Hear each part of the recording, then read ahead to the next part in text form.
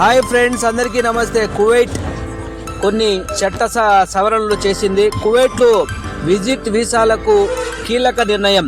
Visit వీసాలను ఆధారంగా residential మార్చుకునే అవకాశం కలిగించిన కువైట్ ప్రభుత్వం విదేశాల నివాస చట్టంలో చేసిన కొత్త సవరణ ప్రకారం ఇకపై అర్హత కలిగిన వారు విజిట్ వీసాలను రెసిడెన్షియల్ పర్మనెంట్గా మార్చుకోవచ్చు.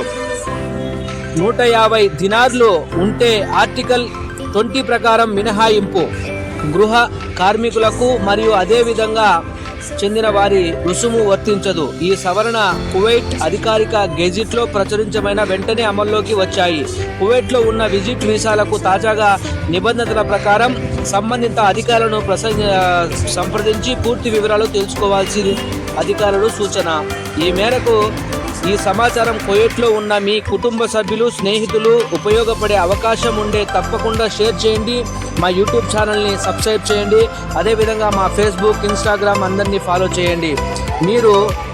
మీరు కువైట్లో విజిట్ వీసాలకు ఎవరైతే వెళ్ళి ఉంటారో కువైట్ గవర్నమెంట్ ఏమంటుంది అంటే అక్కడ మీరు స్థిరంగా పని చేసుకునేదానికి వీసా 150 దినార్లు కడితే అక్కడ మీరు సంవత్సరం పొడుగు పని చేసుకోవచ్చు అని కువైట్ గవర్నమెంట్ చెబుతూ ఉంది.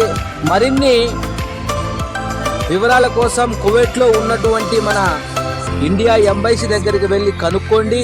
మిగతావి అన్నీ మీకు రాను తెలుస్తాయి.